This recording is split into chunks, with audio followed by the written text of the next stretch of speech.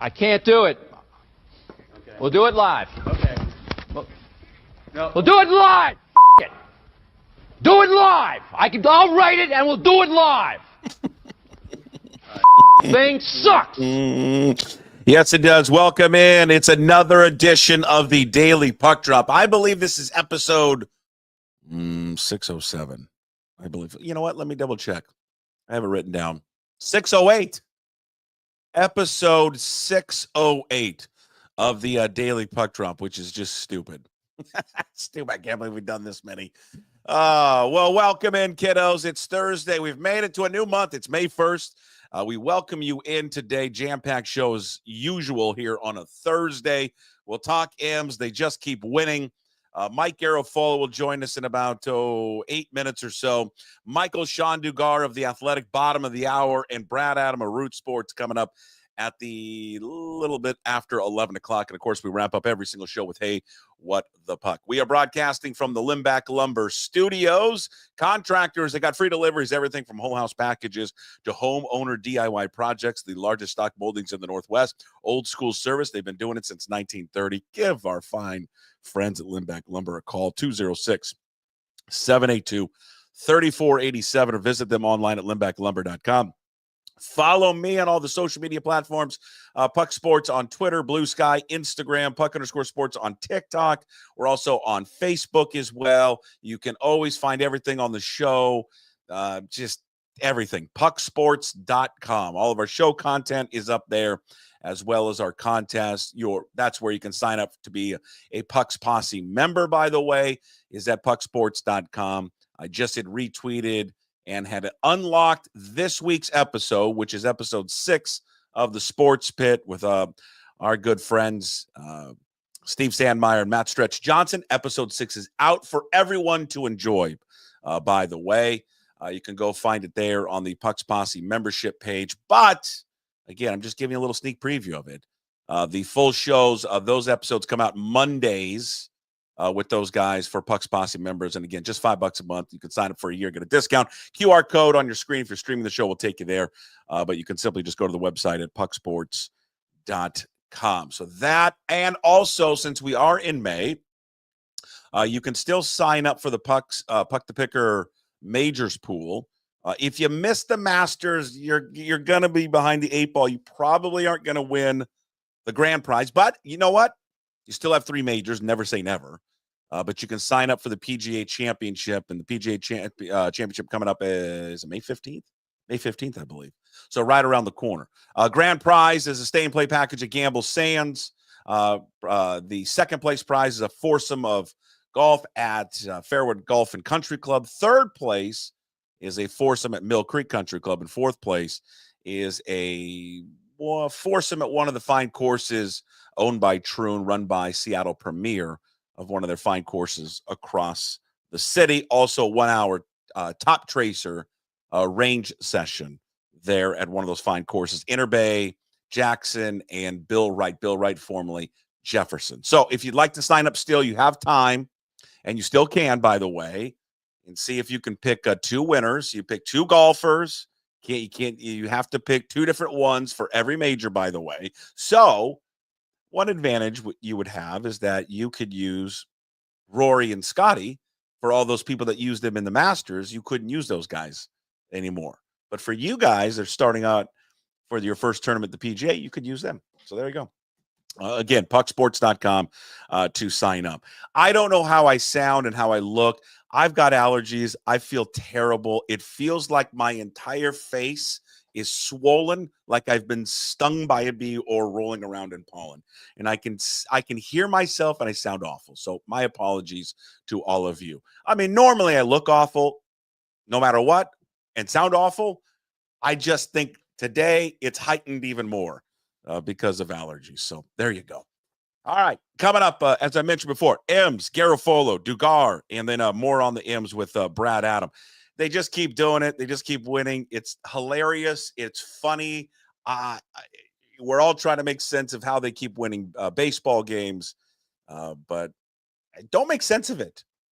Enjoy it. As Divish and I talked this week, enjoy the ride, because this is a hell of a thing what's going on right now.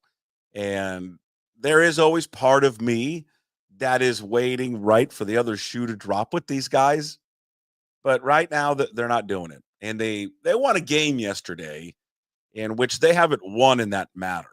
They haven't really won a game like that. Small ball, they've been relying on the home runs. They are walking. They're striking out a little bit less and all those things that we've talked about on previous shows.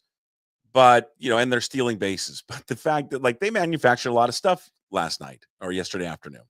Took advantage of a bad Angels team, bad defensively, a bad defensive team. But, you get a Garver walk that ends up, leading to a run there in the third inning. You get a Cal Raleigh reaching on an error. Again, this is not so much small ball. You are taking advantage of a bad defensive team. He advances to second base on a wild pitch. He steals third base. He comes home after an error.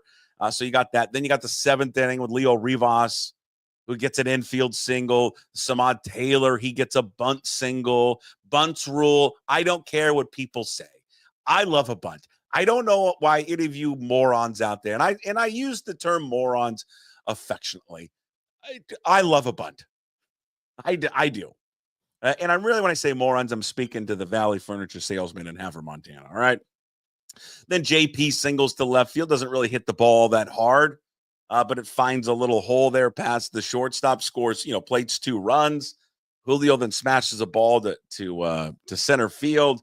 That adds on another run, and then Cal Raleigh scores. And, it just was, that inning was just a lot of small ball taking advantage of a bad defense, but then just adding on continuously to add on later and later in the game. And you had, Rivas with a infield hit that bounces off, and that scores, a couple more runs. It goes from a tight baseball game to all of a sudden you look down, if you hadn't watched the game, you go, my God, they kind of blew them at 9-3. How the hell they win 9-3? And they're doing, they're patchworking it together. I mean, it's duct tape. It's all of it right now with all the injuries that they have sustained so far. I mean, it's remarkable how they've been able to kind of navigate this right now. 18-12. They've given themselves a cushion. They've won 14 of 18. There's 7 straight series. You got guys that are delivering for this baseball team that you didn't count on at all. You didn't count on Leo Rivas, right? You didn't count on him at all. An afterthought. But Divish and I talked this week, was yesterday, about this, and he's right. He is everyone's wet dream because Leo Rivas does everything kind of right. And it's fun to watch him. It's fun to watch him,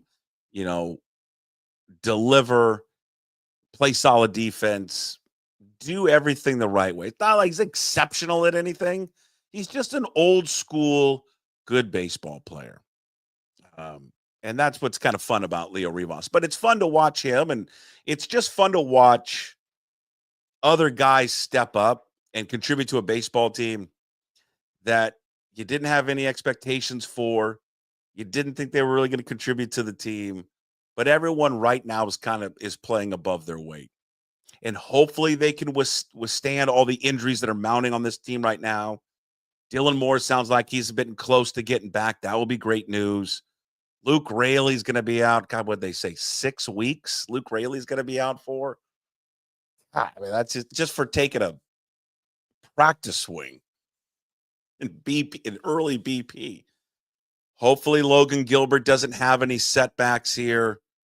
When they reevaluate him in 2 weeks, and he'll be up and running and he'll be good to go. George Kirby, again, is getting closer to being back.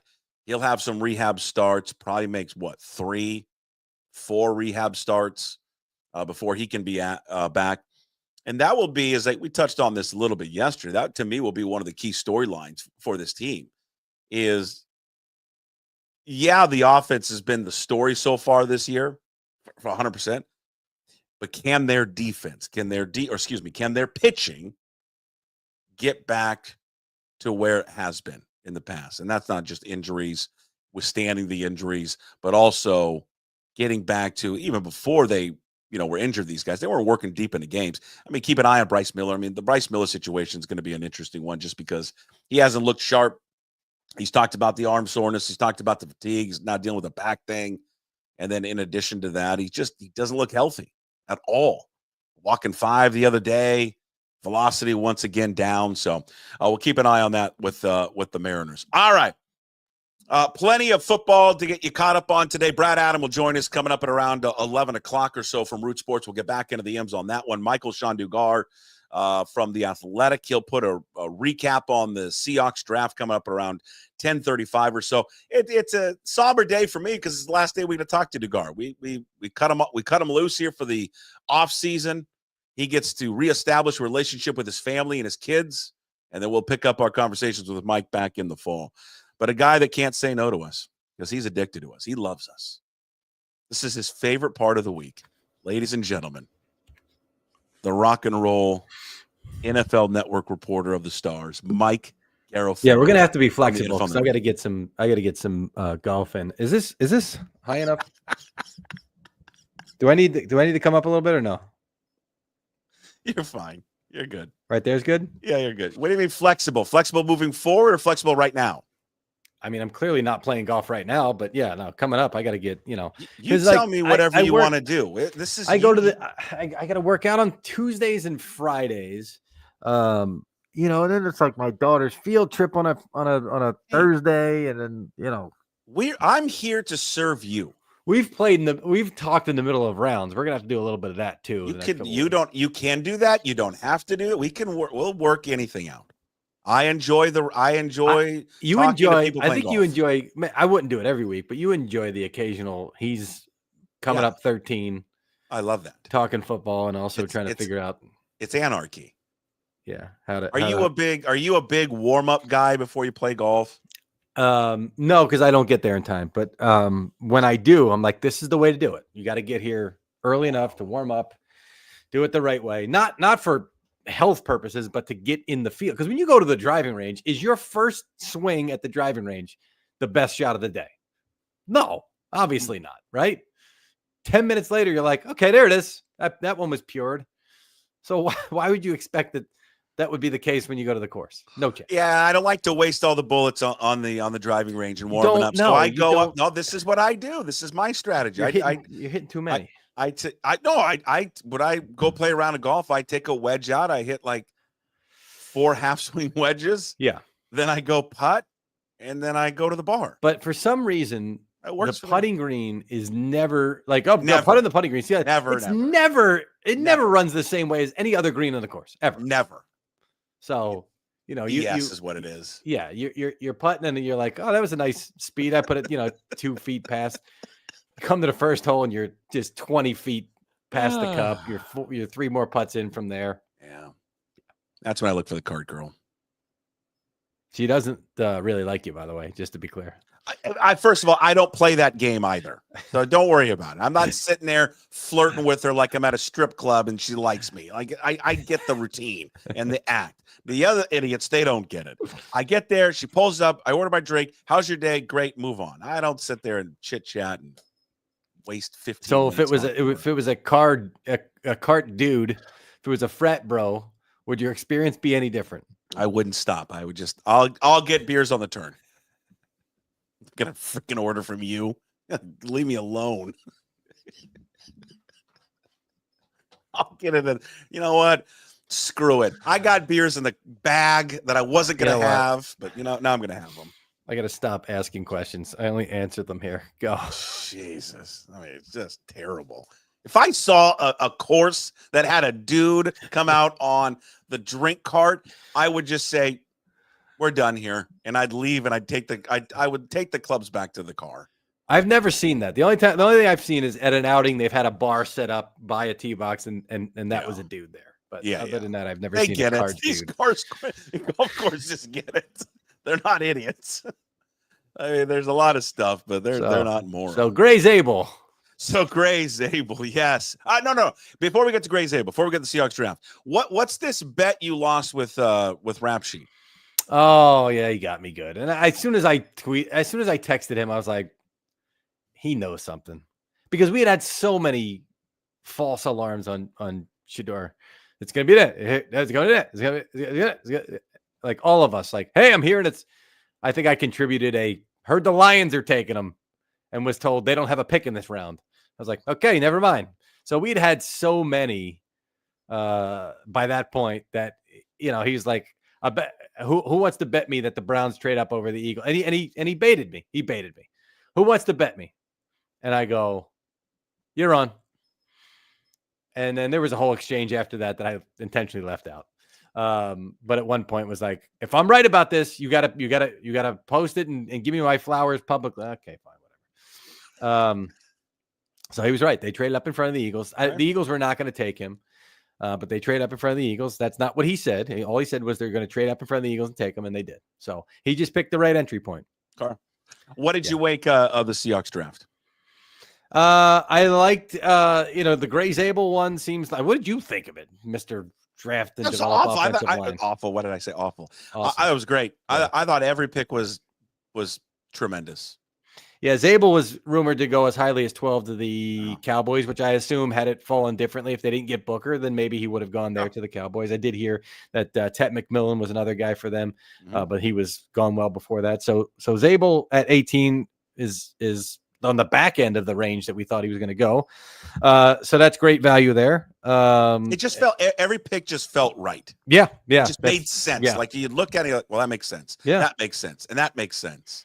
And the they're Milroe off one, the charts athletically. The whole class is just like God. The Milroe one, I don't know if we talked about this, because I talked about him as a potential second round pick. Yeah.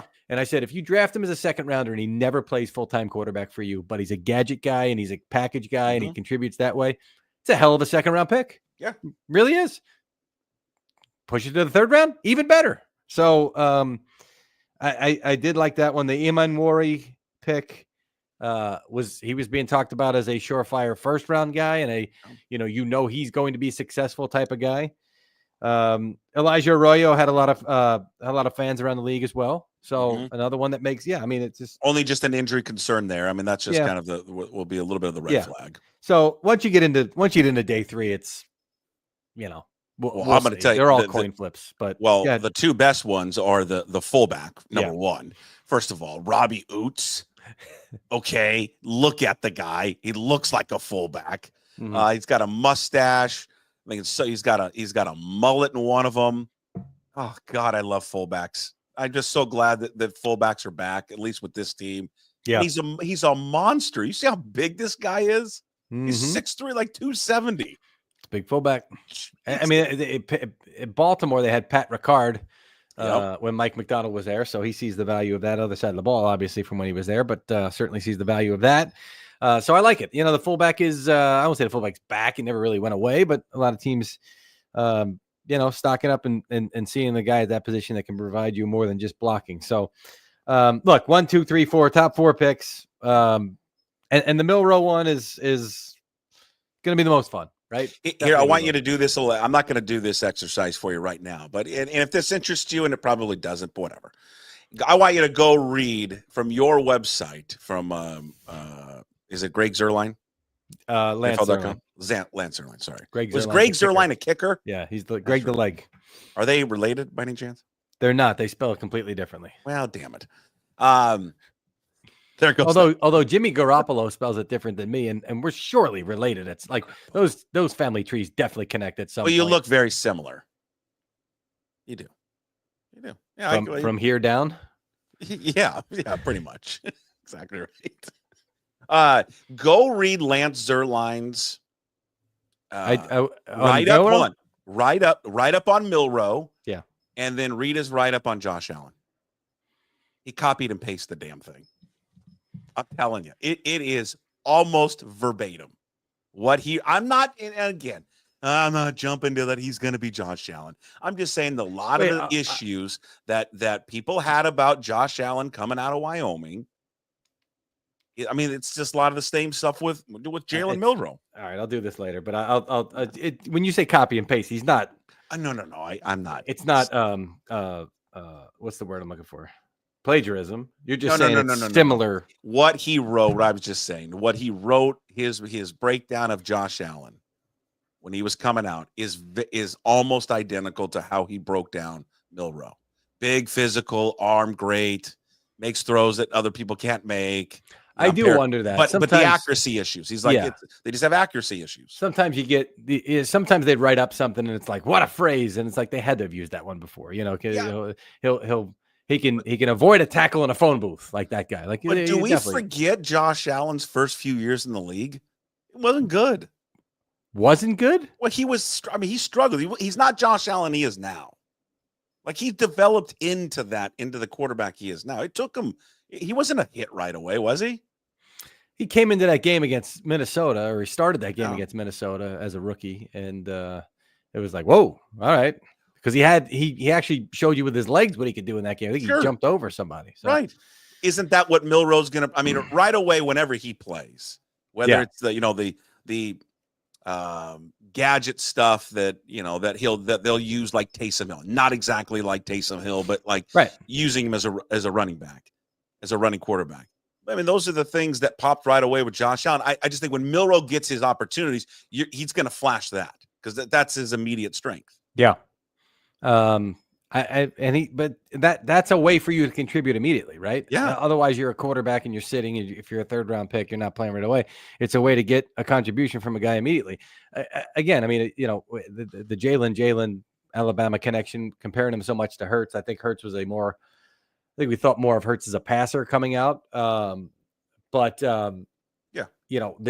idea behind the selection for the Eagles was to make him that kind of a guy to play in the preseason. But not polished, right? I mean, he wasn't a guy that you're like, he's a great pocket passing quarterback. No, he was going to have a package of plays, and they were going to have him play in spot duty and in the preseason, and then potentially flip him for a first-round pick down the line. Just so happened he wound up being their franchise quarterback, took him to the Super Bowl. Sometimes you get lucky. But luck is putting yourself in position for these things, and I think the Seahawks did that with Milroe. I mean, Josh Allen's first year, he had 10 touchdowns, 12 picks. He completed 52% of his passes. Second year was 58%, 20-9. It was that third year where it finally clicked for him. 37. That's what that. 37-10. He completed almost 70% of his passes, over 4,000 yards. Yeah. Again, I'm not saying he's going to be him. I'm just, my whole point, like looking at the two, was. He was not, even though he was drafted in the first round, and he's bigger than Milroe, even though Milroe's big. But then you look at Josh Allen, like, my God, he's an alien. But it's just like guys can get better. They can get better. I mean, I don't know if he'll get the reps that Josh Allen got. He won't, the consistent starting reps. That's not the plan, certainly with the signing of Sam Darnold, but wasn't a plan for Matt Flynn either, and they changed course. I mean, I think that's part of it. Is once you get into year 2 of this Darnold contract, if Milroe's showing you some stuff, you adjust midstream, and at that point, who cares? You're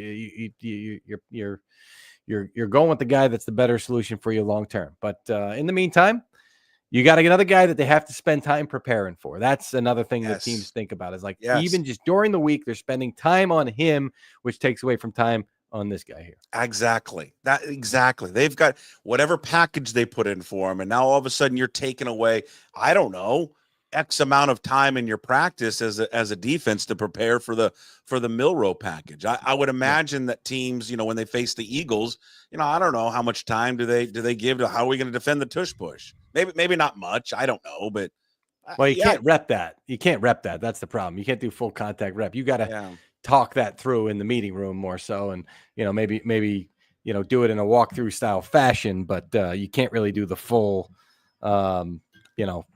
practice against it. And the Eagles can't practice it themselves as much, right? Or really any. I mean, you got to do that kind of live, which is why we've said this before. Teams that try to do it midstream, like, hey, we're just going to do the touch, but it doesn't work that way. You can't just snap your fingers and do it. There is a cadence, a rhythm to it. I'm thrilled. I'm thrilled for the Milroe pick, not just because how they're going to use him this year, and just with McDonald's experience back in Baltimore, how they used Lamar Jackson early on, and then again in a year from now, 2 years from now, if he's the starting quarterback for the next decade for this team, that is an A++++ draft, because you got him in the third round. Yeah, you just got a franchise quarterback. Yeah, and then you say on top of that, they got a tight end, they got themselves a safety that's that they're has been a cornerstone for them in the back of the secondary. They got themselves a guard in Zabel, a guy who's going to contribute. So yeah, who likes Bush Lights? Likes to crush a Bush Light every now and again. Who doesn't? Does like he that? now with a name like Gray Zabel? That doesn't surprise me. Who would have known? Farmer, North Dakota, Bush Light, and then the other pick, the one we're familiar with this guy out here because he played his first 2 years at Oregon State, which is Corvallis, just south of Seattle. But to get Damian Martinez in the 7th round, is thievery. Just thievery. I'd be lying if I said I knew enough about Damian Martinez. He's a stud. I'll take your word for it. He's beast mode 2.0.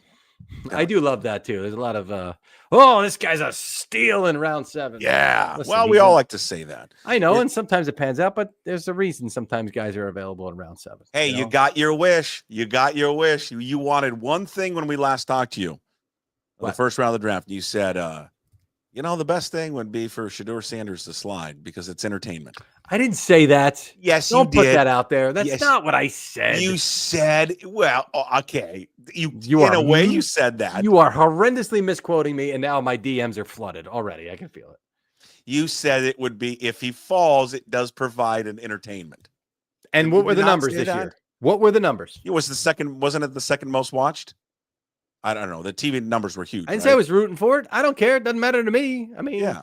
I'm not saying you were rooting for it because you said you literally said you got your wish. You said that's what you said.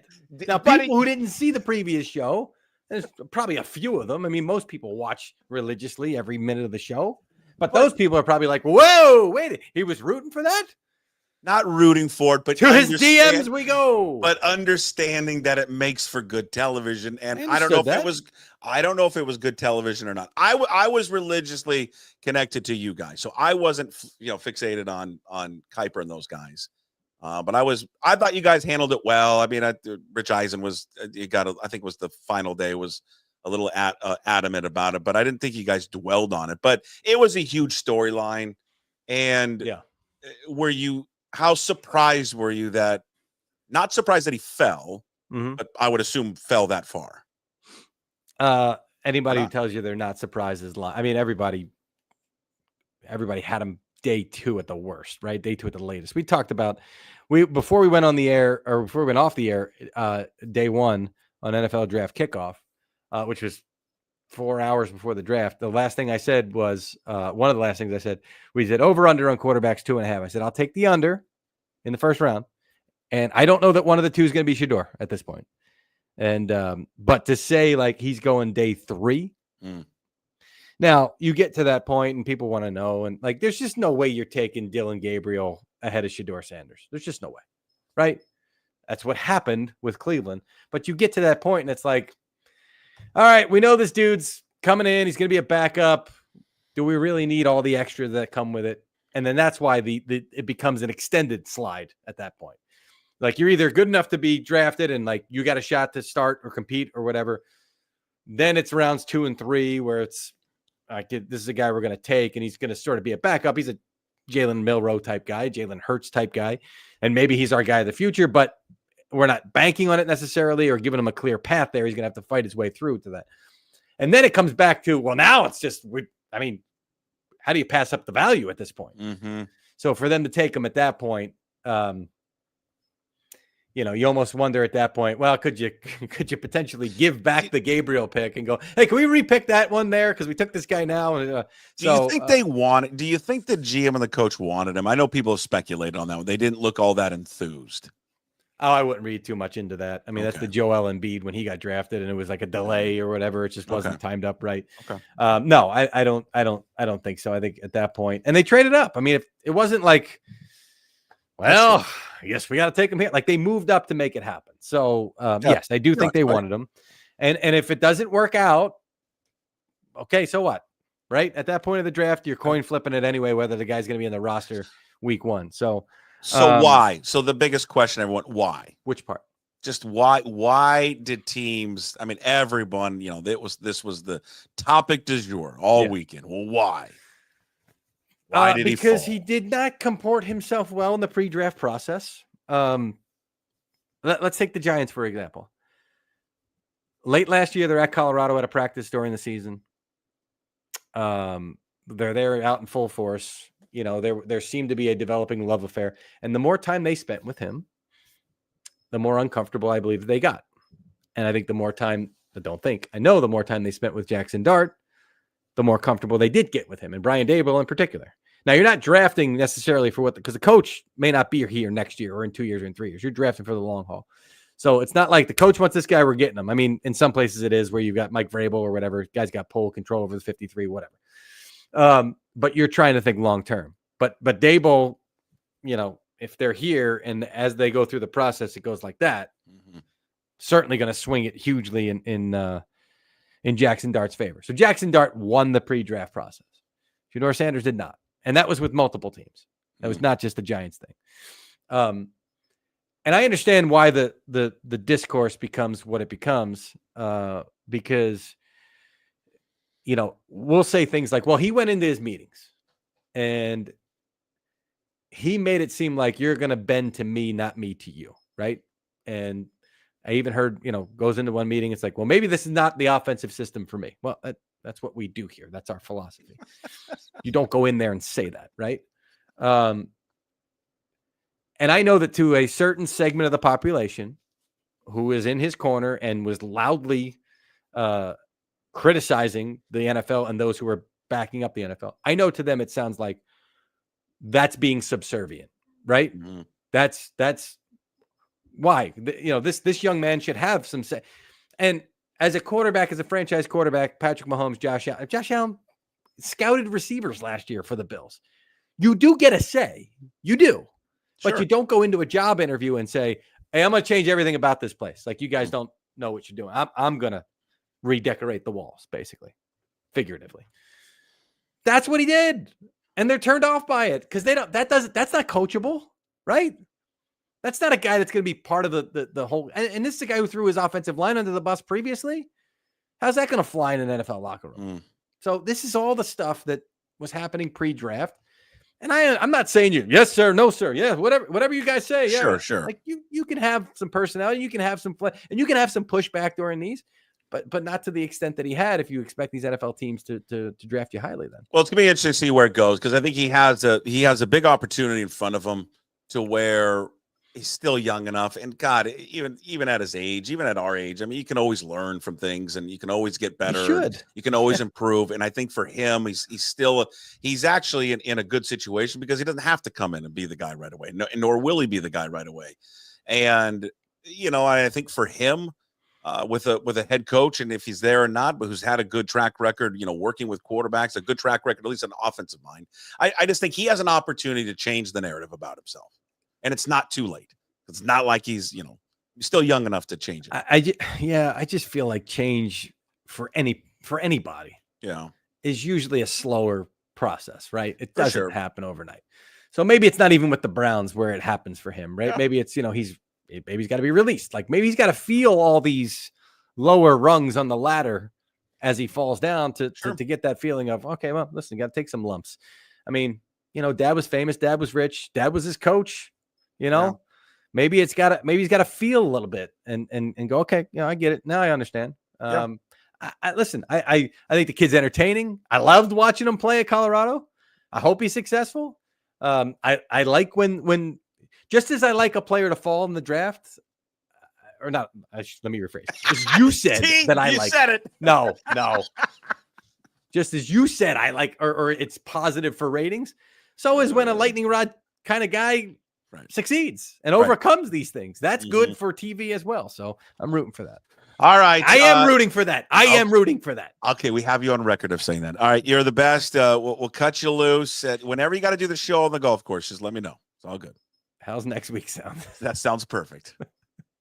Get your hips through on the turn. Okay. I'm working on that. Listen, I'm very hands in front guy. I gotta be hips lead the way, get the left hip back and out of the way. It's one of the big things for me. The hell am I talking about this for? Is hand placement in the backswing where it's got to be more here, right? logo of the glove to the back wall when we're indoors. I'm working with my coach. Hey, I got a guy for you. I'm gonna send me a video of your guy? swing. Yeah, my buddy Travis Fulton is a No. golf instructor. Hold on, God bless.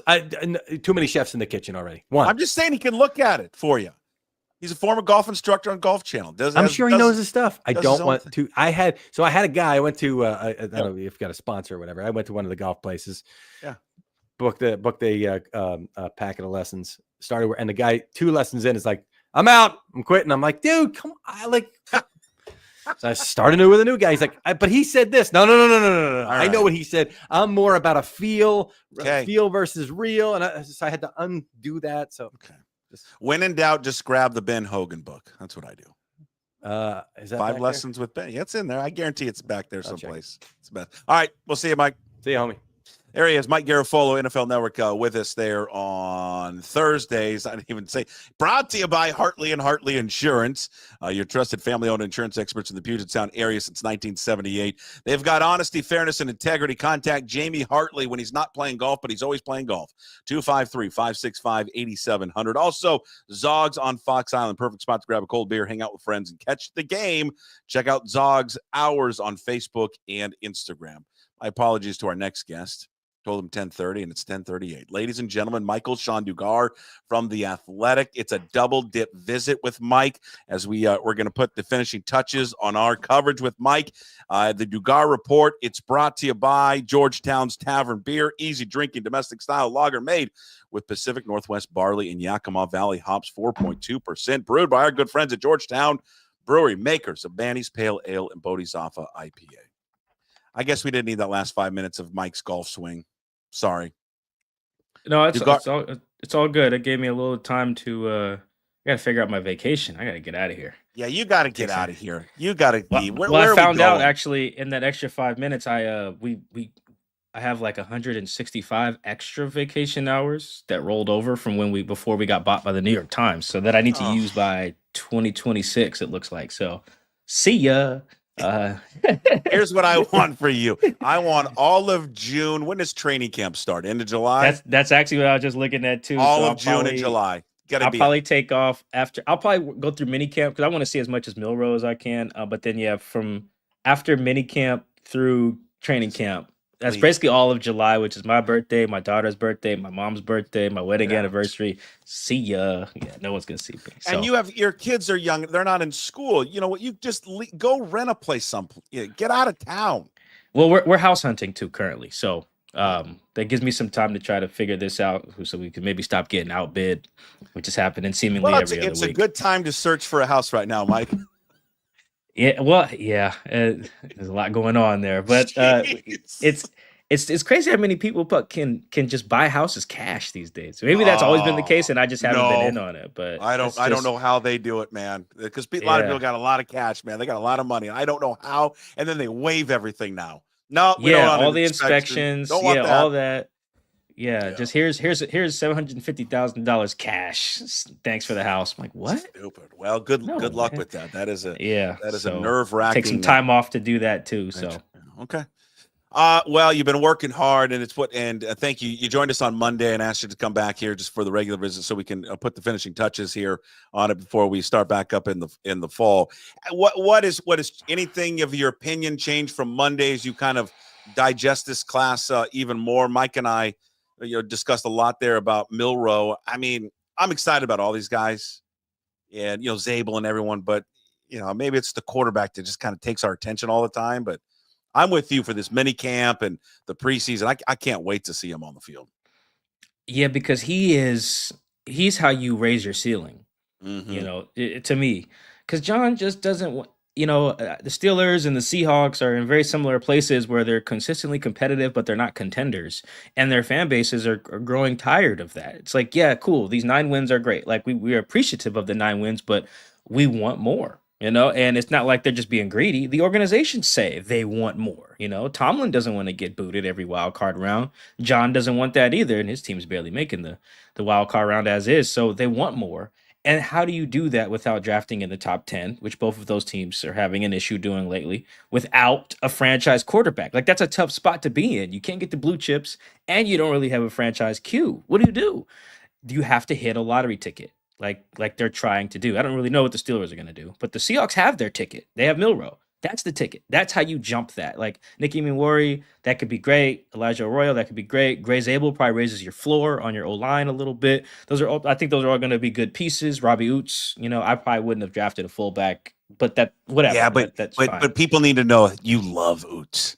I do love Oots. Yeah, just in terms of just like positional value, like drafting kickers, fullbacks, long snappers, that just generally wouldn't do it. But whatever. At 5th round, I'm not really tripping. But I feel like Milroe is the lottery ticket. Milroe is how got the Seahawks get over that hump if he hits. I'm not saying he will, but he's the only one I think who, if he becomes what he could become, that's the game changer. I think even the best version of Elijah Arroyo is just a really good passing tight end or pass catching tight end, which is great. The best version of Nicky Minwari is probably, I think I compared him to like Jalen Ramsey, where you're a big outside corner, but you can play some big nickel as well, which is great. But neither of those guys are the reasons that you're going to get over the top. It's going to be your quarterback. It's going to be your quarterback or an edge rusher, but they don't really have like a premier one of those. So that's why I think a lot of other people are excited about Milroe, because that's the lottery ticket that if cashes, everybody's rich.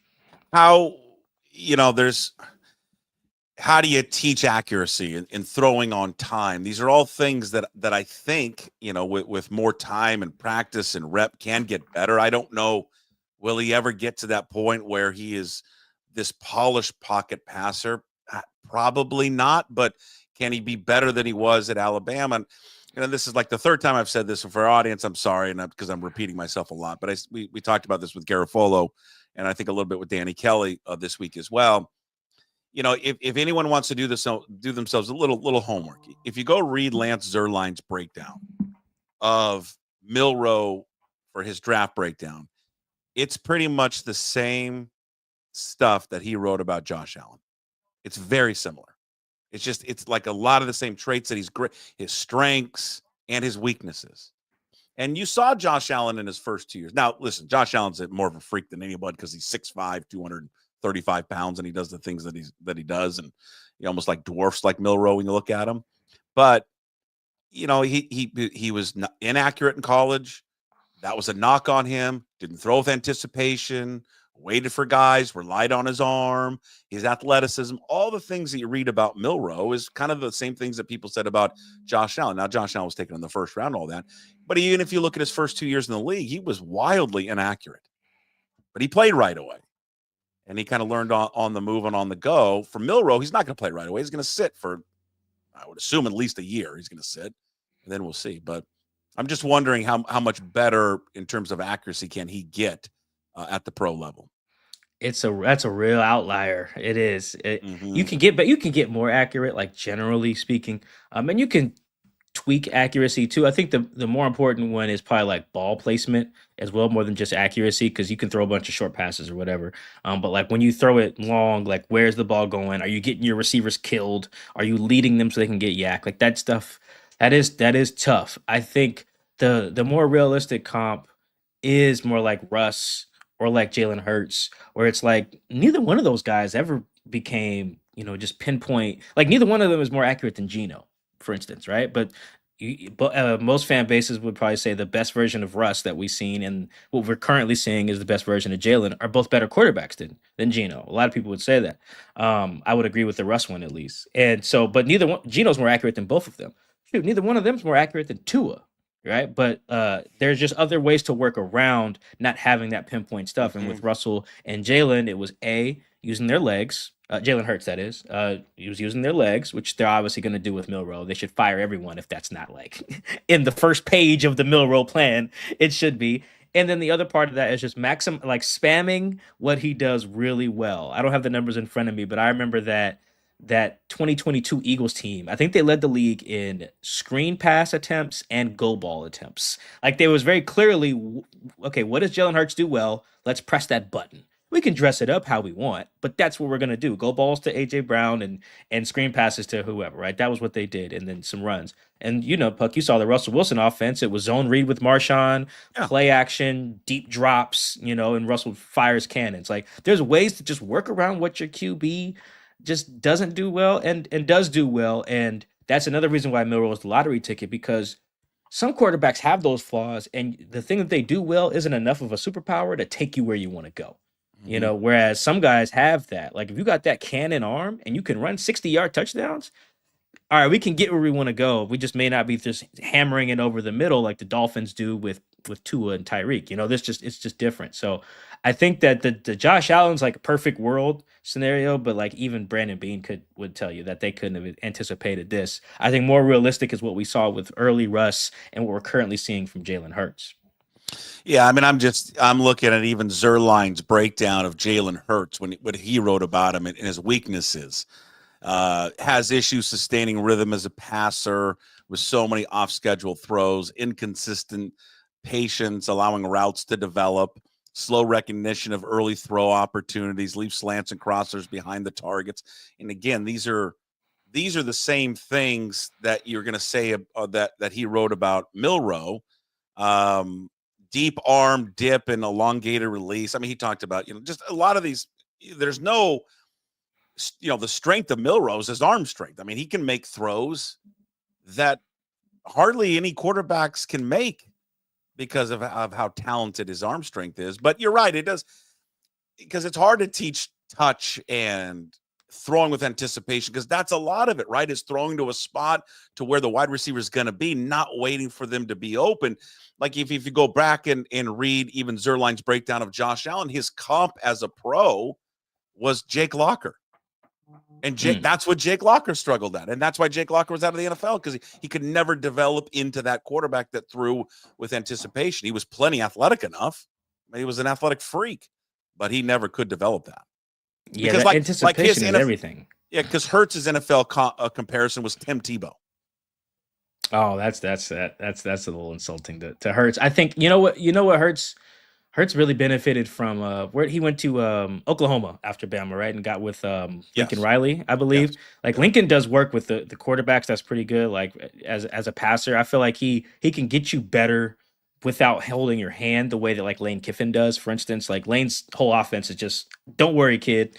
The first guy is going to be open, trust me. And then he is, and you throw for 4,000 yards, where I feel like that Lincoln stint helped Jalen a little bit. Obviously, Milroe didn't get that. But yeah, I really think you can develop. It's a lot of developing now, Puck. It ain't just like it's going to be even a half a season or what. It's going to take some time, because defensive coordinators get paid too. I mean, I keep referencing Jalen Hurts. I mean, it was just this season they were asking his receivers what's wrong with the offense, and they're talking about passing.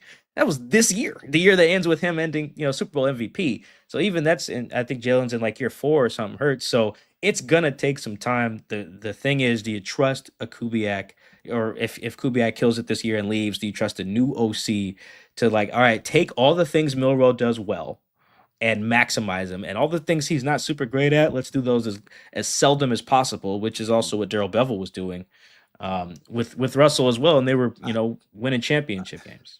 I just think there's so much to like about his background. You and I think we talked about it. Maybe it was this week or even the week prior. Just everything about him. I mean, he's an academic Heisman winner.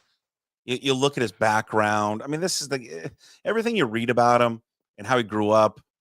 Both parents were in the military. Just a team leader. 2-time captain. This is the guy, right?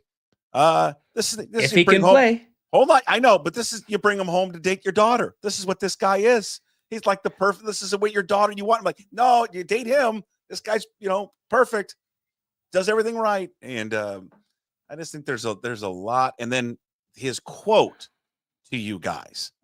What was the question that was asked? What's your message to the teams that passed on you? Was that what it was? Or yeah, it was one of those double question things, but it was do you think you're the best quarterback in the draft? And what is your message to the teams that passed on you? And Jalen's response was just 3 words: belt to ass. What that obviously is used to describe a beatdown coming to any detractor or disbeliever. Yes, he's got the confidence. He's got the mixed in with the humility. Like he's got it up between the ears for sure. Yeah.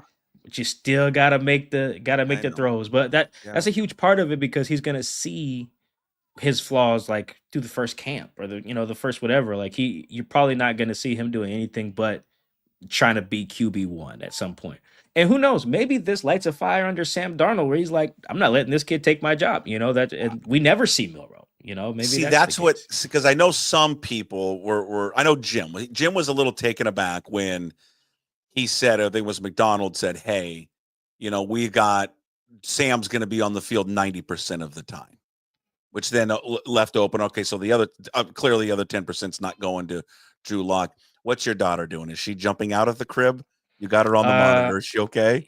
I turned the monitors off. What you're hearing currently is her yelling, "Daddy, where are you?" Because I think the iPad has turned off. Do you need a timeout? Do you want to go check in with her? You can. If you want. she's. Oh no, the iPad's going. She's okay. The iPad's going. Yeah. Yeah, she's okay. God, the baby neglector of the iPad. One of the greatest things that Apple ever made. Oh man, it's excellent with the Disney Plus, with the no ads. We're just letting it roll. Okay, roll. She'll be okay. I won't keep you too much longer. And then you can get back to your beautiful daughter. I don't know. I lost my train of thought with where we're talking quarterbacks. We're talking with the 90% and 90%. Yeah. So Jim was like, "Hey, if I'm Sam Darnold, I don't want to be taken off the field. Like, why am I being taken off the field?" And I said exactly what you just uttered. Maybe this is the carrot. I still think Sam Darnold needs a little bit of a carrot dangled in front of him. He needs to understand that he shouldn't be complacent at all. He had one good season, really. That's it. That's all he's had. So he needs to understand that he shouldn't be comfortable. And I think Sam Darnold's smart enough to understand that. I don't think he's comfortable yet because I don't think he should be comfortable. Yeah, and I don't know Sam super well. I've read about him. I know some people who've covered him and stuff, but we are going to learn a lot about his mental makeup. Because I mean, you give me $100 million, I'm going to think that I'm the guy. But he wasn't around in 2012, and I was in college at the time. But I think the Matt Flynn contract adjusted for inflation is more than the Sam Darnold contract currently. You know what I mean? Because the CBA was a lot lower over a decade ago. So they gave Matt Flynn more money in theory than they just gave Sam Darnold, and they said, "Hey man, this third round pick he's a baller, man. He's beating you." And that didn't even take the regular season, which is kind of crazy to think about, like getting your job taken before, the fourth preseason game or whatever. And I don't know. We're still learning Mike Macdonald, but I see him in that same mold as Pete. Like he will play the better guy if he sees the upside there, and the bet on Jalen. I almost can guarantee you this: if Jalen beats out Sam and Drew, I guarantee you what Mike Macdonald's going to say in justifying is Jalen's going to get so much better over the season. Like he's not better than Sam and Drew right now, but when we throw him out there by December or whatever, he's just going to grow because he's got what it takes upstairs. That's what he's going to say. It almost reminds me of our former Wazoo football coach when he chose Mateer over the other guy. He was just like, Mateer's going to grow. He's going to grow so much and his ceiling's so high. That's why we're going with him, even though there were times where Mateer couldn't hit the broadside of a barn, but he was just like, he's just going to get better at a rate that's going to help us win. He was right. And I think if Mike has that same logic, like if it's close, I can see that, maybe Jalen can't hit the broadside of a barn on August 23rd, but by November 23rd, it's better than anything that's Drew or Sam were going to be in their careers. What's going to happen is something I think, and I don't know if this sways their decision. I don't think there's anything he's going to, maybe I'm going to save this tape because we'll play it back if it does happen. I don't think there's anything. I don't think there's anything that's going to happen. My prediction that's going to happen in the preseason where they're going to say we're going to go with him over Darnold. But you know what? If it does happen, we'll play it back and we'll say you're an idiot. You gave a definitive statement and you're wrong. But I do think there's going to be a moment in a game because I remember exactly where I was watching this game. When Russell Wilson was on the field against, I think it was Kansas City, their preseason game, and it was just like, oh my God, he was the best player on the field, and at that point, it was starting to be like, oh my God, he's really good in practice, he looks better, and then that one was like, oh my God, that's the quarterback, and I think everyone thought it after that game. I don't know how they don't start him anymore, and then they made the decision. My point on Milroe is he's going to get in the preseason and he's going to have one of those runs and people are just going to lose their minds because they're going to be like, oh my God, I've never seen that before. and that's going to start this feeling where people want to see him more and more. And I think correct. And also the Denver game in that same preseason, Russ outplayed Matt Flynn. I have a portion about that in my book, The Franchise, dropping on August 12th, where Jermaine Kearse was telling me the story. They run the same exact play, and the receiver has a read, and if you read the safety, if he's flat-footed, you go deep, and if he's on his toes, you curl up and catch the ball. So they ran the same play. I forget what it's called, but Matt Flynn and Terrell Owens run it, and Terrell reads it right, and he goes deep, and he drops the ball. Probably would have been a 50-yard bomb touchdown. Jermaine and Russ come in later in the game, run the same exact play. Jermaine catches it, big pass, and then they end up scoring on that drive. And Matt Flynn, I don't think even played after that series with T.O. And now that's to say that was the only play that swayed it, but sometimes it is just a moment. Like sometimes it is just that play or an instance where, yeah, like you said, he has a 50-yard run in a joint practice or something like that, and Mike McDonald's like, I got to put this kid on the field. Like and I think the other thing, Puck, Mike McDonald's answer about Jalen, I think this was draft night, was very telling to me. He was like, Jalen is the type of player that makes it hard on the defense because you play the first play right, and he still got the ball. You play the second play right, and he's still back there running.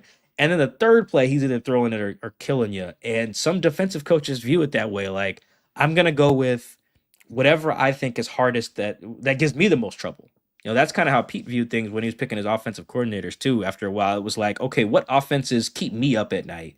Let me hire someone from that tree. So if you're Mike McDonald, is it as simple as what Jalen can eventually do, eventually is being the key word, is that the thing that gives defenses the most headaches? And if that's the case, as a defensive coach, I know how tough that is. And if I can't stop it Monday through Saturday, how the hell are these other coaches going to stop it on Sunday? That's, again, eventually you got to get there, but the thought process of that defensive minded coach, I think, is going to play a role here as well. There he is, Michael-Shawn Dugar from the Athletic, the Dugar Report, co-host Seahawks Man-to-Man podcast with our guy Chris Kidd. He joins us every single week, brought to you by Georgetown's Tavern Beer, easy drinking domestic style lager made with Pacific Northwest barley and Yakima Valley hops. It's a sad day, so we're not going to talk to you for a while. You go enjoy that vacation. Catch up with your family, will you? Reintroduce yourself. Well, we got Mother's Day, I think, is coming up. So I have a lot of moms in my life now, between grandmas. I got a mother-in-law now, obviously my own mom, and then my wife. So Mother's Day will be very expensive. Hopefully my dad helps out. I think he left me hanging last year, so we need to. Did he get any winnings from the casino? Any sports wagers have come in from the? I don't think I've talked to him since I last did your show. I got to talk to him this weekend or after rookie camp. And run the idea in the fall about him coming on, maybe during your segment, giving his picks of the week. I will definitely talk to him about that. We got to go over Mother's Day plans anyway, and see how he wants to handle that. Hopefully, the next time I'm on, I've either bought a house or actually, yeah, let's just hope that. Let's just start there. Where are we looking? South King County mostly, because that's where my mother-in-law is and where my parents are, and they help with the childcare, so it's nice to be in their proximity. That saves us a little bit. So no further than Twin Lakes, no further north than probably Rainier Beach, Beacon Hill, maybe. So it's a wide range, but like I said, there are a lot of people out here with cash that are out here buying these houses, Puck, and like you said, waiving inspections. I'm like, you guys don't even want to look at the roof. Like, how about the foundation that's crumbling that you're just about to drop $850 on? You don't even know. Yeah, I'm like, what do you mean they bought it cash? You got a real estate agent, or do we need to find you one? You got somebody? No, my mother-in-law has she has multiple properties actually in the King County area, so we're using her realtor. That's kind of been in the family for a little bit, so we're in good hands. It's just, oh my goodness, it's tougher than I thought. If you want space, that's our issue. My wife wants a yard, and she wants to get a dog, which I'm not budging on, but she just wants the yard so that it makes her case a little bit more compelling. Mm-hmm. So if you want space in that range I just gave you, then it's a little tougher. If we just wanted a nice townhouse or something like that, we'd be fine. But if you want space and you don't want to pay $1 million in HOAs, it's tough. So wish me luck. Well, good luck. Good luck. All right. I'm going to miss you, but I will look forward to our visits in the fall. We'll catch up. We'll catch up like maybe one time or a couple times before then. But have a great vacation and get some rest. Good luck with the house. Tell all the women in your life happy Mother's Day, and we'll talk soon. Thanks, Mike. All right, thanks, Buck. Go Cougs. Yeah, go Cougs as always. There he is, Michael-Shawn Dugar. Just a treat to have him on every single week to talk Seahawks football. He's just one of the best. Great personality, great writer, great reporter, great podcaster, great Seahawks Man-to-Man podcast with our man Chris Kidd.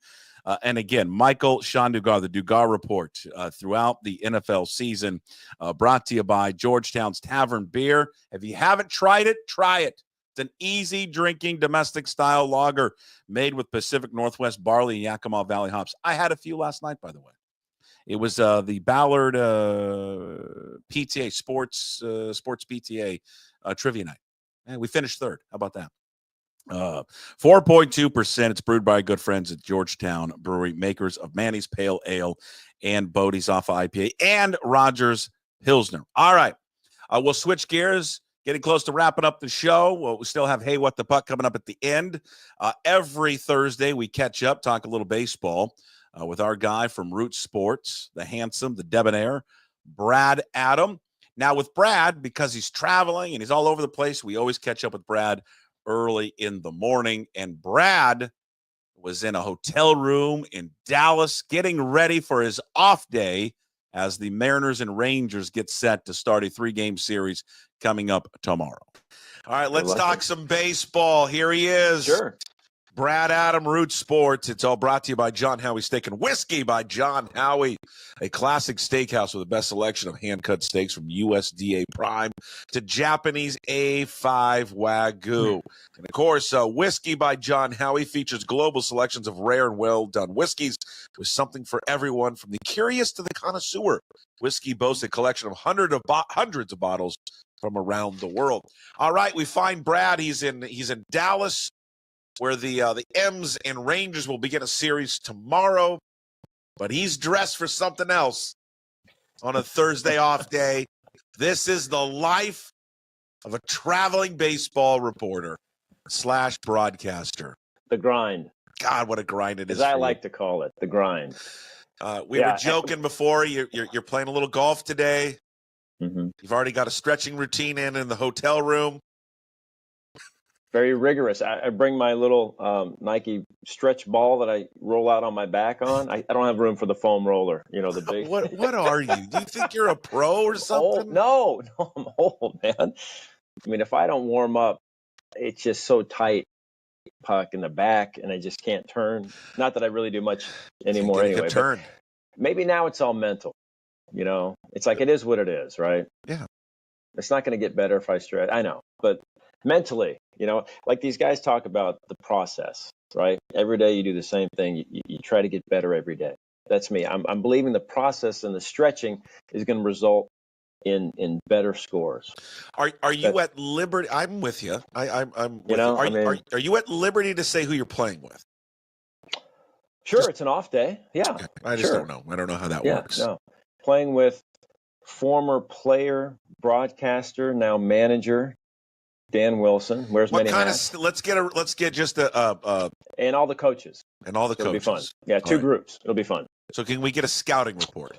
What kind of stick is Dan Wilson? He doesn't play much. So that's probably his problem. Boy, that's a nice way. That's just a nice way of saying he's not good. Good Lord. He could be good, Puck. If he could be.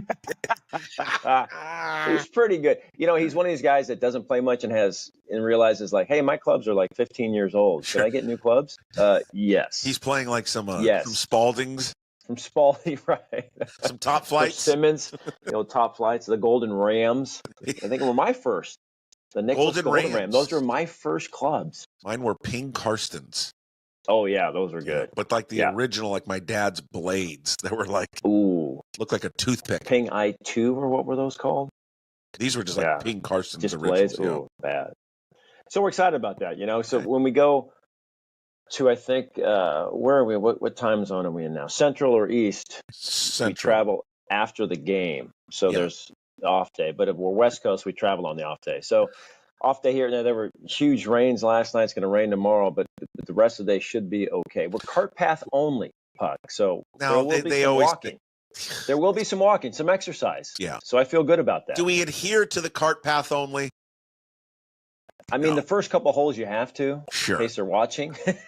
But then all of a sudden, by the fifth or sixth, now Sixth hole, you're just we're pulling the cart right up to the green. exactly. Yeah. What are you going to do? Who's the coach that's the best? Negron probably hits it the farthest. Okay. And he's got the best the whiskey that he brings. So he's a whiskey connoisseur. So he brings he's whiskey to the course. Okay, that's aggressive. He's a good man. Yeah, he's a good man. Jesus, aggressive. You know the guy who was it? Major League, is it field coordinator? I think his title is Lou Boyd. Used to be the Everett manager. Okay. Now he's on the big leagues. He's a young kid, doesn't need to stretch. Sure. Hits it a mile. He's probably the best of the golfers. Maniac is the most fun, though. I'll tell you that. Yeah. He is fantastic. 100%. I can imagine. Yeah. Now here's the question that everybody is burning for me to ask. Okay. In this audience right now, does Perry Hill play? Perry does not. Yeah. No. Dang it. I know he would be the best, but his he's not quite in shape too. But he's feeling better. He thinks he might be able to come out this year, but we'll see. But yeah, I mean, and Seitzer does not play. He would be fun too. Seitzer does not play. Golf? My hitting coach doesn't play golf. Come on, Lord. man. Come on. But he gave me a great tip, Puck, that I want to share with you. Yeah.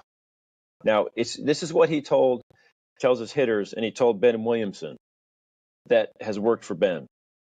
It's been mentioned that he's engaging his core in the box, okay? And so I asked Seitzer about that, and he said that he gets the guys, he takes their hands and he shakes them like this. He wants just total limp noodles, right? And then just drop your hands, engage your core, and then swing.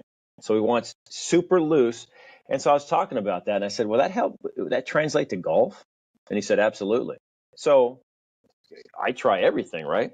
So I'm over the ball. I'm like, core engage, loosey loose.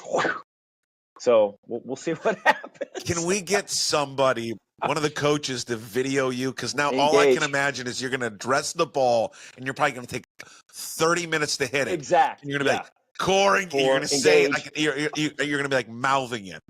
Core engaged. And then you're going to be like, stay loose, flopping your arms. Jesus. Good Lord.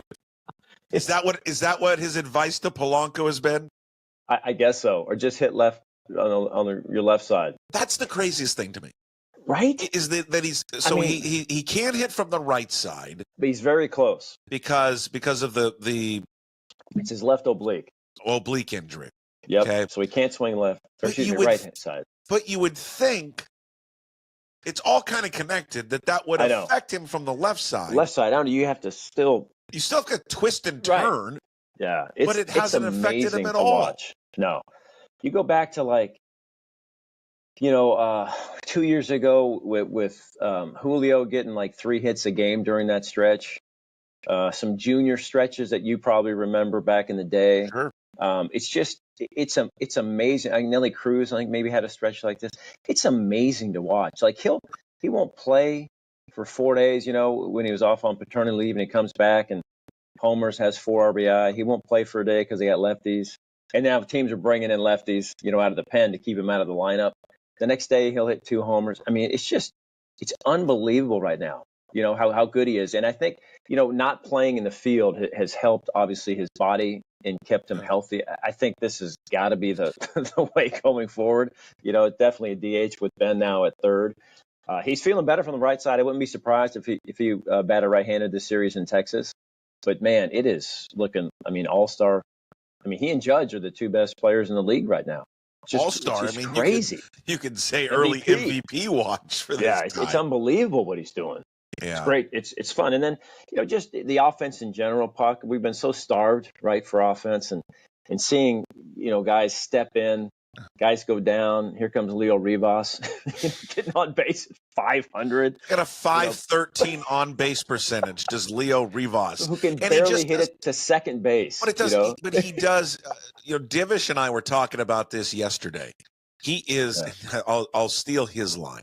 He's every manager's wet dream Sure. because it's just everything. He does everything right. Everywhere, right. Great at bats. Yeah, at bats. His defense, Fielding, running, just all right. of it. He's just that just guy that on your team that every team needs. Yeah, that does pretty much everything right. Yeah, and they have like 4 of those guys right now. You know, I mean, Dylan Moore's off to a fantastic start, and he should be ready to come off the IL on Tuesday in Sacramento. Oh, that's good. Master Boney has been better than advertised. You know, he's playing some right field now. I mean, feel terrible for Luke Raley, who's going to be down for at least 6 weeks. Were you there? Did you see it happen live? I did not live. It was early BP. Well, I know, but were you there? Did you see it like when they were warming up? I didn't see it live. No. I'm not. Come on, Puck. Early. You don't get BP? there that early. You think I'm there early BP? Why? I mean, come on. You don't get there for early BP. I tell you, as tough as he and Cal are the 2 toughest players on the team. And for him to take one swing and go down like that, right? You knew right away that definite IL. I mean, something is up. Like, there's no way that he would do that. Can they weather this thing?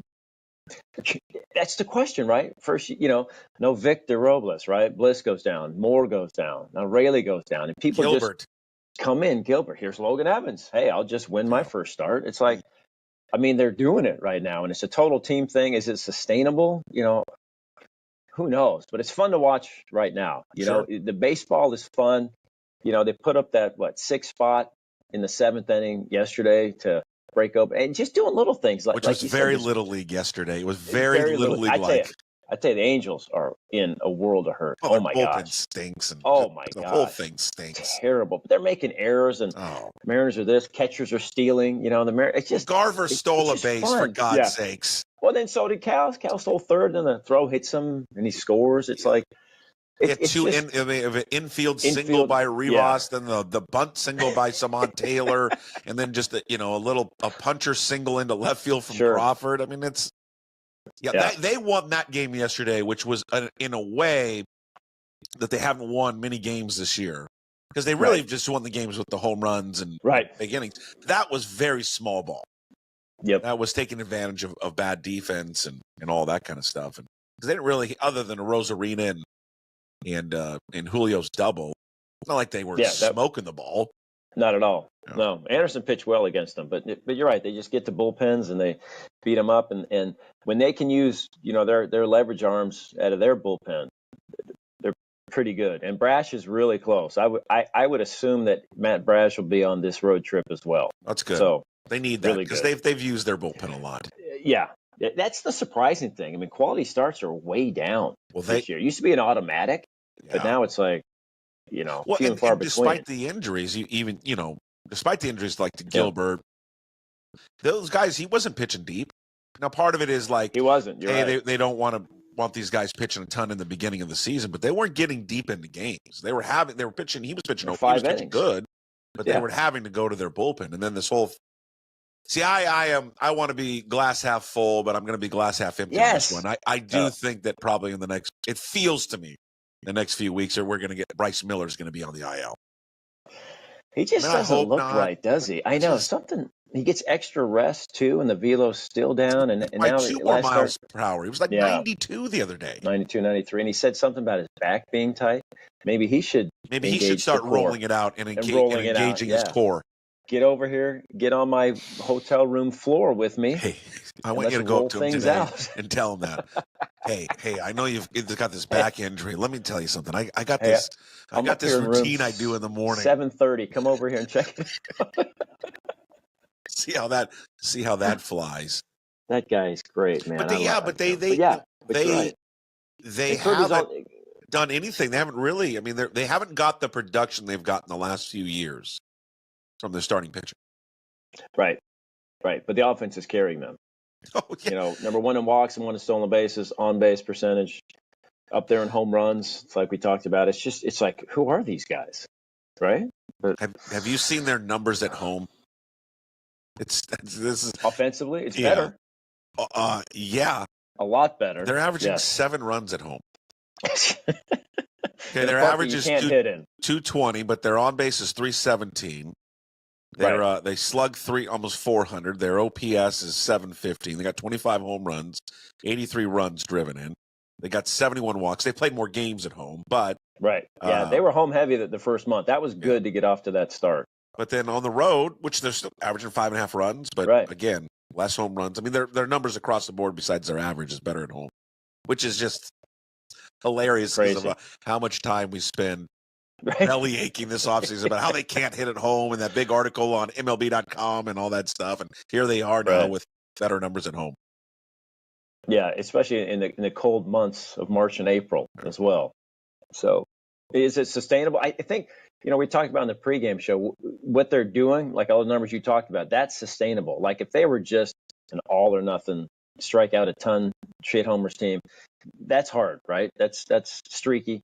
But, the walks, the on base, the striking out less, contact, stealing bases, it's just that's how you have to play and have to win at T-Mobile. And that's what they've been doing. It's like, finally, right? Put it in play, make things happen, go up the middle, this, that. Yeah. It's the recipe for success really anywhere. And so it's good to see. It's like the teams that we've talked about, like, why can't they be more like, like the Royals teams, right? Put it in play, or the Orioles when they were hitting, last year. Teams that put it in play and make things happen, strike. Houston, don't strike out a ton. The successful offenses do this. They put pressure on the defense, put the ball in play, good things happen. And that's what we've been seeing. And it's just a lot of fun to watch right now. Hey, what are you hearing about the length of how long you think Gilbert will be out for? I think he needs to have another. What's 2 weeks and then another MRI or another. Yeah, after 2 weeks or so. But the original diagnosis, and what Jerry said when he was on the show is it's the same, like however many weeks you're down, then that however long it takes you to come back. Does that make any sense to me? What are you talking about? Let's say if he doesn't throw for 2 weeks, it's going to take another 2 weeks for him to get back. So that's a month. But if he's down for 4 weeks, there's another 4 weeks. So you're looking at 2 months. But I don't think. How was he though? Did he seem relieved, or did he seem still concerned? No, he seemed relieved. He said the next day it felt better. Okay. Imaging came back only with the grade 1. He's on the trip. So I'm thinking, if you're on the trip, that's a good sign. Like you're still doing some baseball activities. He's not throwing, but he's around the team, and he's because normally like Rayleigh's not with the team, obviously. Yeah. And Robles is not with the team, obviously. So if you were like not good and couldn't travel, couldn't do anything, you're back in Seattle. But he's here, so that's a good sign. He seems pretty positive. So maybe we're looking at a monthish, maybe 5 weeks.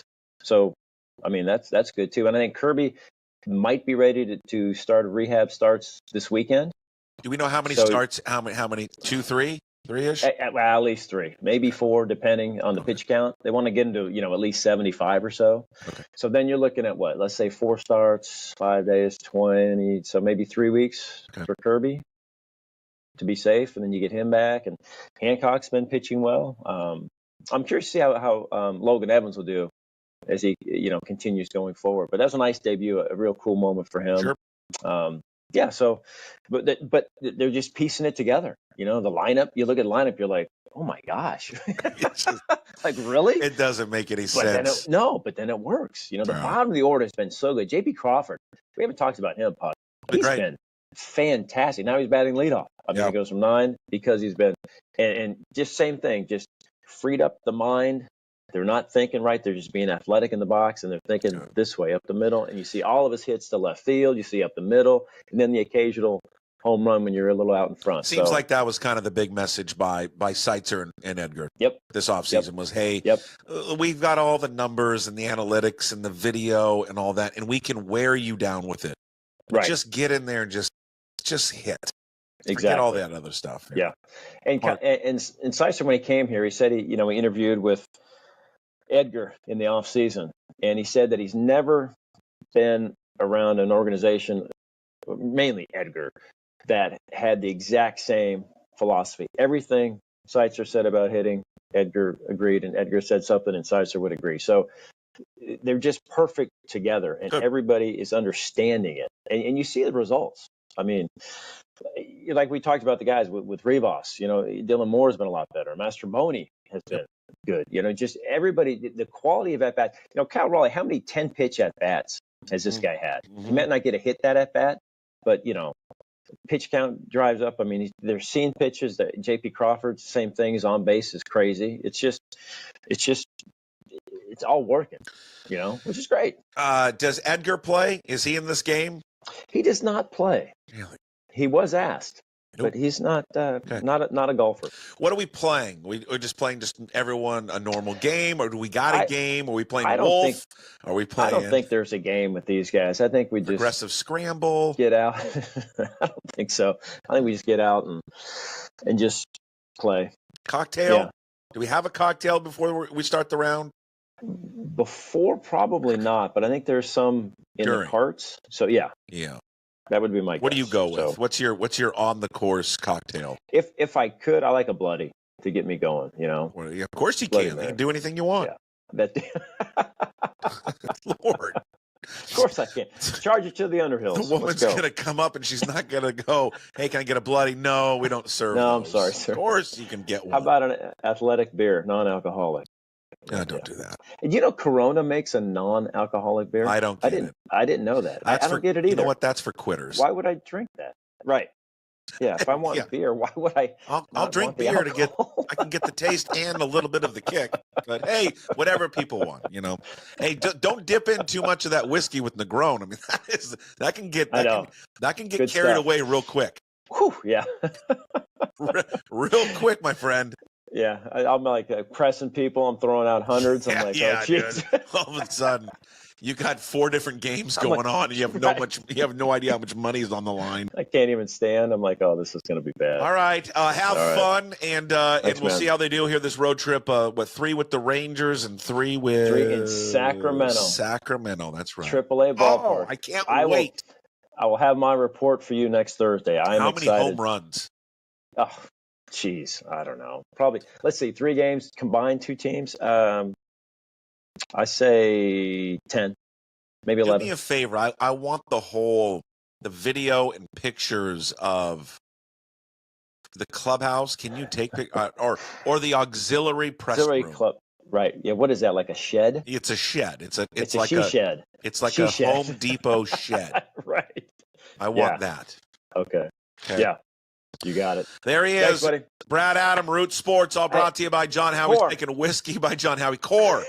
Get that core and loose. That's what describes you. Core and loose.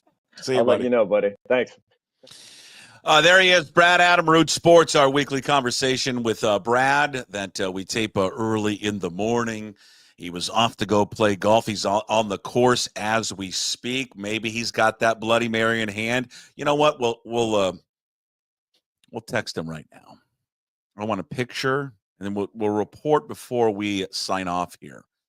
Want a picture of a bloody in hand or whiskey with Negroni.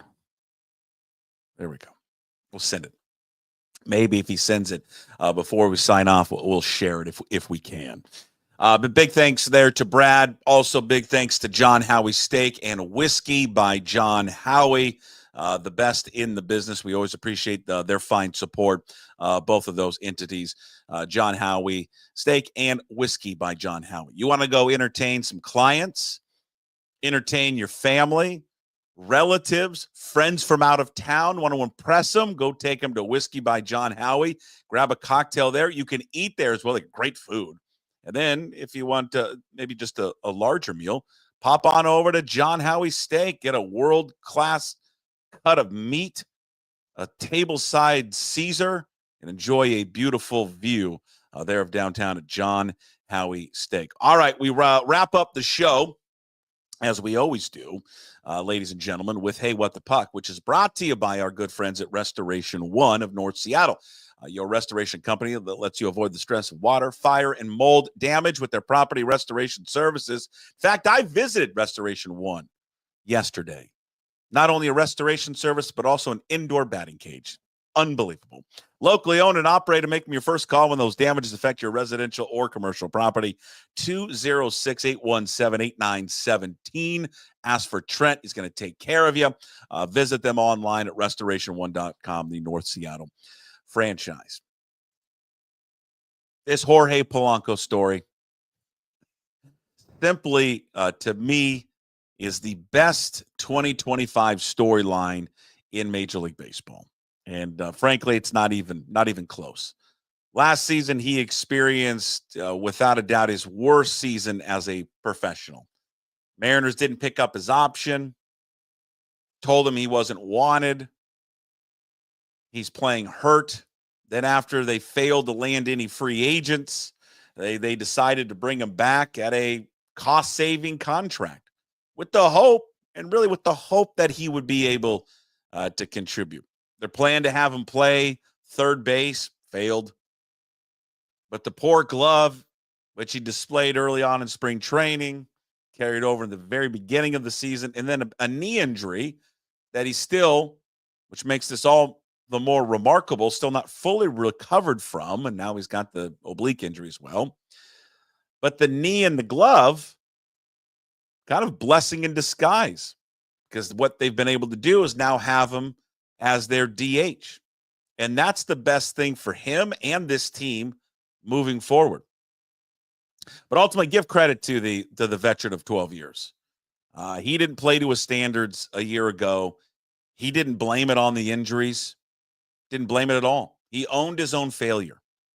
And that's rare in today's society. You just own it and don't point the finger at something else.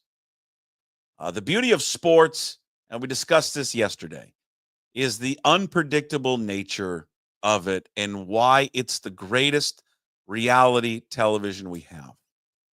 And for these athletes, the human spirit, right? The competitive nature of these guys and gals.